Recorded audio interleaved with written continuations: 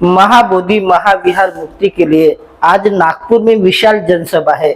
Doctor विलास खरात और भंते वीणाचार्य ऐसे अनेक वहां पे उस विशाल जनसभा में आए हैं।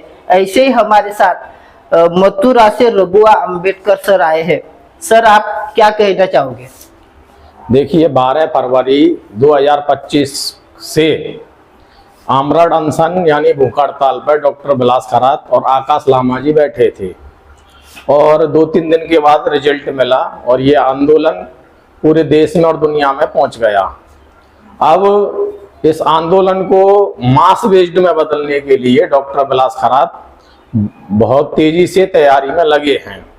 तो मेरा तो ये कहना है, अगर महाबोधि महाविहार मुक्ति करानी है या करनी है तो जैसे भगवान बुद्ध, सिद्धार्थ गौतम बुद्ध बनने से पहले उन्होंने जो संकल्प लिया था कि जब तक मुझको बुद्धत्व प्राप्त नहीं हो जाएगा या बोधि प्राप्त नहीं हो जाएगी, ये मेरे शरीर में जो हार्ड है, मांस है, ब्लड है, ये भले ही सूख जाए और मैं मर जाऊं, लेकिन मैं बोधि प्राप्त करके ही रहूंगा। और उन्होंने अपना संकल्प नहीं तोड़ा, वज्रासन में बैठ गए और उनको बोधि प्राप्त हुआ। उसी तरीके से हम लोगों को या हमारे नेतृत्व को संकल्प लेना होगा, तब महाबोधि महाविहार मुक्त होगा। महाबोधि महाविहार मुक्ति के लिए मेरा बस इतना सही कहना है। सर, 1949 का बीटी एक्ट है और रद्द करने की मांग कर रहे हैं, तो उस बीटी एक्ट में क्या है कि महाबोधि महाविहार अभी तक मुक्त नहीं हो पा रहा? वो सरकार रद्द नहीं करेगी। वो ये जो गवर्नमेंट जो ऑर्डर है नेहरू ने बिहार सरकार को दिया है, इसके ऊपर बिहार सरकार ही एक्शन ले सकती है। बिहार सरकार को हमें झुकाना होगा और जब बिहार सरकार झुक जाएगी तो हो सकता है हमारे फेवर में ये जजमेंट दे, महाबोधि महाविहार हमारे अधीन हो जाए।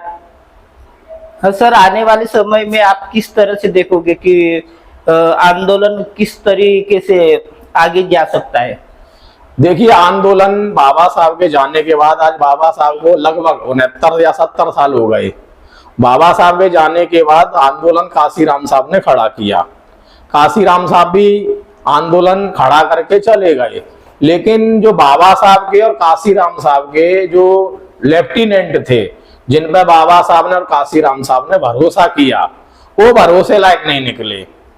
बाबा साहब काशीराम साहब कहते थे, इन मनुवादियों से, इन ब्राह्मणवादियों से संघर्ष करना है, खुला संघर्ष करना है, और हम लोग समझौता कर रहे हैं। आज ये समझौता बड़े पैमाने पर हो रहा है, पूरे देश में हो रहा है, महाराष्ट्र में भी हो रहा है, यूपी में भी हो रहा है, और महाराष्ट्र और यूपी के अलग राज्यों में भी हो रहा है। जब जिन लोगों से हमारा संघर्ष है, अगर हम उनसे समझौता करेंगे तो हमको सम्मान कैसे मिलेगा, हमको अधिकार कैसे मिलेंगे, हम इस आंदोलन को खड़ा कैसे कर पाएंगे? तो जिनसे संघर्ष है उनसे समझौता नहीं। बहन कुमारी मायावती कांशीराम की जो विचारधारा बाबा साहेब अम्बेडकर है की विचारधारा आगे बढ़ा रही है, तो आपको उसके बारे में क्या कहना है?